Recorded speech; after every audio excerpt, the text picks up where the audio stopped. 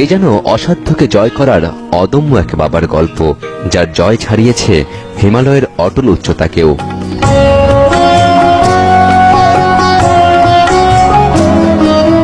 রাজশাহী শহর থেকে 50 কিলোমিটার দূরে সবুজের চাদরে মোড়া গ্রাম আরানি।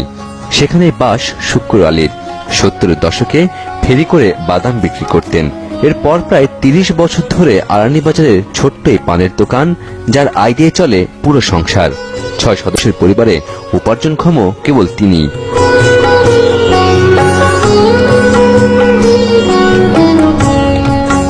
অভাব যেখানে নিত্য জড়াজড়ি করে চলে, সেখানে আবার স্বপ্ন কি?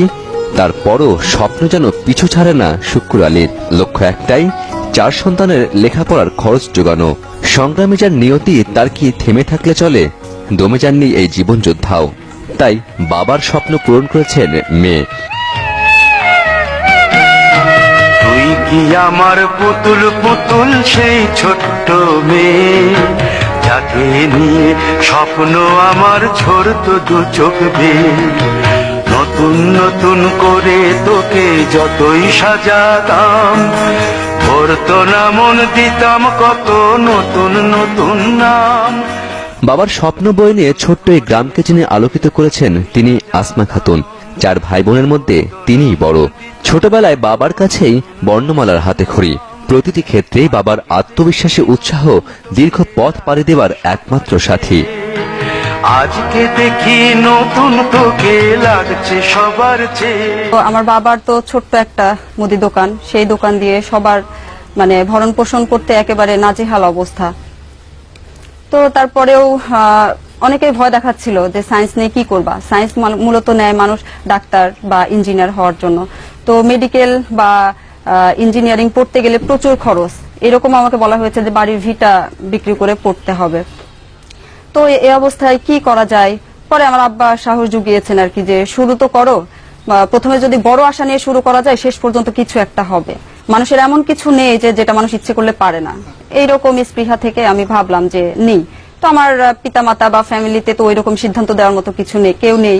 তো আব্বা বললেন যে নাও, তুমি হয়তো পারবা।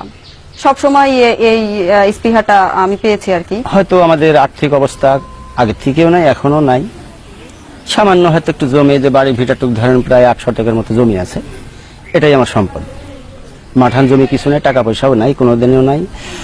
এখন এর মধ্যে দিয়ে হয়তো ছেলে পেলেগুলা কষ্ট করি, তারা হয়তো কষ্ট স্বীকার করেছে। কষ্ট স্বীকার করি হয়তো এত দূর তারা আগাতে পারেছে, বা আল্লাহ তাদের সহম করেছে, হয়তো আগা আসছে।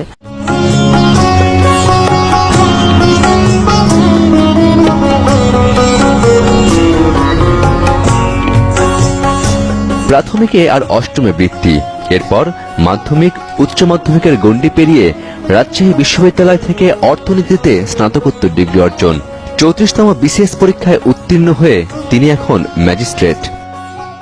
এইরকম আরো বেশ কিছু সময় এরকম সমস্যার সম্মুখীন হয়েছি, কিন্তু এই সময় আমার বাবা মা আসলে পাশে ছিলেন। তারা আমাকে এরকম বলেছেন যে আমাদের দেহে শেষ রক্তবিন্দু থাকা পর্যন্ত আমরা চেষ্টা করতে চাই, যে আমাদের বুকের উপর দিয়ে লোহার মই বয়ে যাক, তারপরে আমরা চাই যে আমার ছেলে পেলেগুলো মানুষ হোক। আমরা 4 ভাই বোন, তো আমি বড়, আমার ছোট আরো 3 ভাই বোন আছে। তাদের প্রতি আমার মানে আকুল আবেদন যে শুধু আমি একা নই, আসলে একটা ফ্যামিলি থেকে একজন উপরে উঠে সে ফ্যামিলিকে আসলে সেইভাবে হাইলাইট করা যায় না। আমি চাই যে আমার ছোট যে 3 ভাই বোন আছে, তারাও আসলে মানুষের মতো মানুষ হোক আর কি।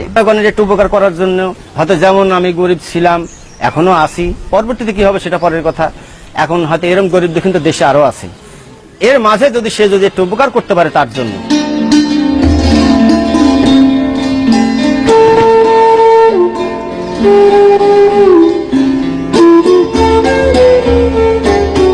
কিন্তু শিক্ষা জীবনের এই পথ চলা খুব একটা মসৃণ ছিল না। মাঝে মাঝে মনে হতো লেখাপড়া চালিয়ে যাওয়া আর বুঝি সম্ভব নয়, থামতে হবে মাঝপথেই। কিন্তু সবসময় পথ দেখিয়েছেন বাবা শুক্র আলী। তো আমি যখন সেকেন্ড ইয়ারে পরীক্ষা শেষ করলাম, তখন আমার প্রাইমারি স্কুলে চাকরি হয়েছিল। ফ্যামিলির অবস্থা অত্যন্ত শোচনীয়। এই অবস্থায় গ্রামে মনে করা হয় যে আসলে প্রাইমারি স্কুলে চাকরি মানে কিন্তু একটা সরকারি চাকরি, যেহেতু সোনার হরিণ। আর এই অবস্থায় আমি চাকরিটা মানে করব কি করব না দ্বিধাদ্বন্দ্বে ভুগছি। কারণ কি? কারণ যেহেতু আমার বিশ্ববিদ্যালয়ের রেজাল্টটা ভালো আমি করছি, আমি হয়তো অনেক দূরে যেতে পারবো, কিছু একটা করতে পারবো। তো কি করব, সিদ্ধান্তহীনতায় ভুগছি। এরপরে একটা সিদ্ধান্ত নিয়ে নিলাম যে না, আমি চাকরিটা করব না আর কি, এরকম। তো পরবর্তীতে আব্বার একটু মন খারাপ হয়েছিল যে যেহেতু সংসারের অবস্থা খারাপ, চাকরিটা করলে তো ভালোই হয়। প্রথমে একটা রাগ করেছিলাম আমি, কিন্তু পরবর্তী যখন ভিতরে একটা বুঝ নিলাম, তখন পরবর্তী সময় নিজে একটা চিন্তা ভাবনা করেছি যে না, এর ধাপ আছে, এর ধাপ বড় ধরনের আছে, না হলে কেন করবে না। আর যেহেতু ওর চিন্তা ভাবনা আছে জেনে সেটা করেনি। বাবা মার অবস্থান একটা অন্যরকম বিষয়, সুতরাং আমি যেহেতু মানুষ, আমিও তার ব্যতিক্রম নই। কিন্তু তারপরেও কেন জানি মনে হয় যে সবার চেয়ে আমার বাবা মনে হয় একটু অন্যরকম বা অন্যরকমই মানুষ, কারণ তার অবদানের কারণেই হয়তো আমি এই পর্যায়ে এসেছি। আসমা খাতুনের দীর্ঘ সংগ্রামের সাফল্যে বাবাই ছিলেন মূল বাতিঘর, বটবৃক্ষ। আজকের যে পর্যায়ে আমি এসেছি তার পিছনে তো আমি বললামই যে আসলে আমার ফ্যামিলি, আমার পিতামাতা খুবই তারা যথেষ্ট পরিমাণে সাপোর্ট আমাকে দিয়েছেন। তো আসলে আমি মনে করি আমার বাবা পৃথিবীর একজন শ্রেষ্ঠ পিতা।